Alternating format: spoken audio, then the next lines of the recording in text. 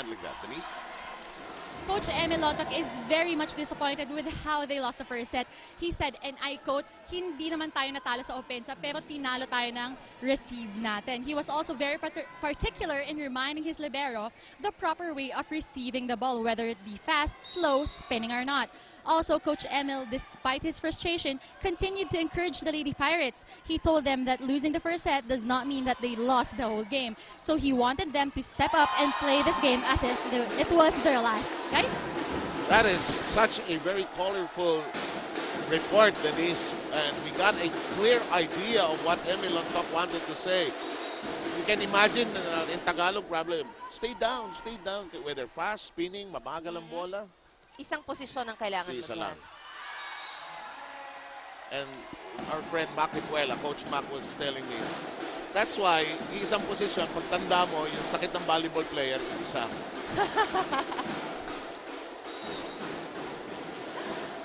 Pagka ganun, suki ka nga ng spa pag ganun eh. In the meantime, Portnip got it to go. Santrong taking care of the open area. It is now 6-10. And Portnip, who has had some troubles with her serve, controlling the power, as we remind you about Axel being our official outfitter here in the Shakey's B-League. Good reception by Tabaquero. Ito ang wala ang Lyceum, yung quick spike. They're not as tall. They don't use that very often. They like doing their running spikes, their open sets. They don't do it that often. But when you play UST, sila gagawin nila sa'yo yan. Oo, totoo yan. Part of their life yan. Simple lang ang buhay dyan. In the meantime, Carolino reaches for it. Ortiz looking for an open spot. Here comes Tabafunda. Sets it to the other side. Here comes Joy Casas.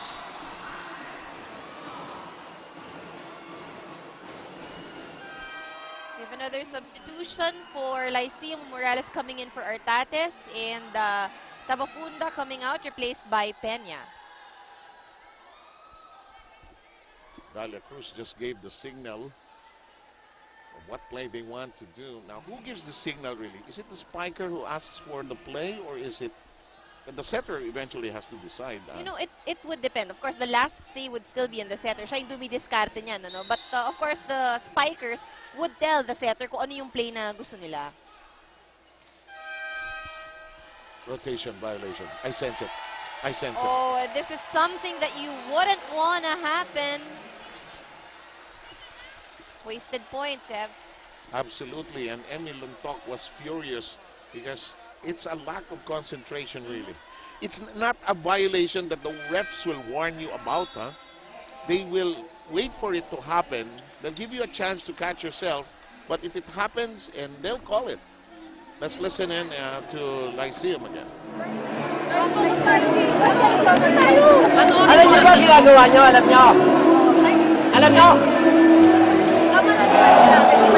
Kaya ako pinilit, dalawang spiker.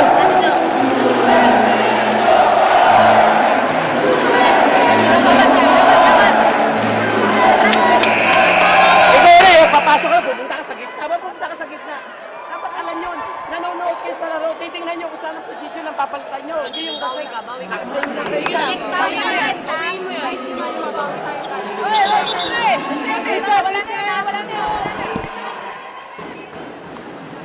And we have the faithful from Intramuros, the Lyceum students, enjoying the action.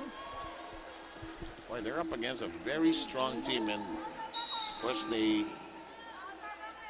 know that what they're up against here. Here we go. Tabaquero. Carolina has scored nicely.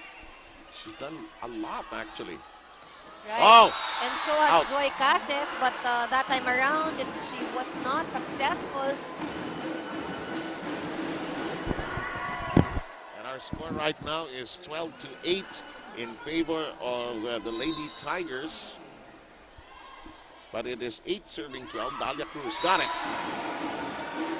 Lucky one for Lyceum. Nagkatinginan lang ang receivers ng UST.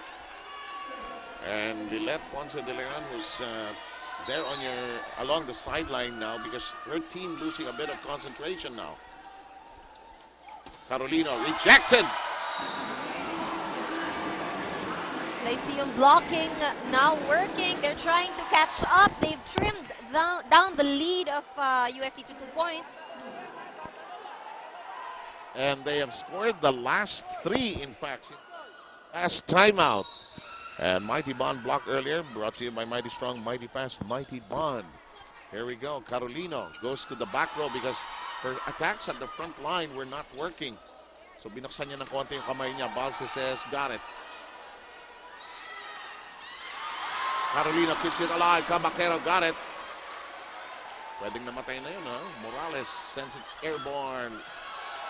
Got it. Curato says, Carolino looking for that corner. Di makulangan. They want to go to Michelle again. Oh, Bang! she's That blocked coil. again.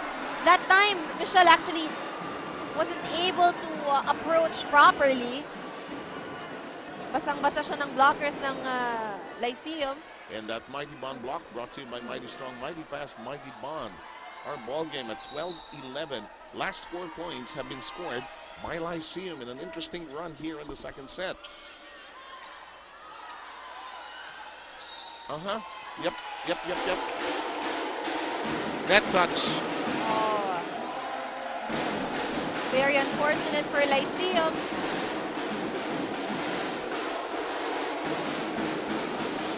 You know, anybody who has played this game will never, trust me on this, never admit to a net touch. Oh yes, I can attest to that. Yeah.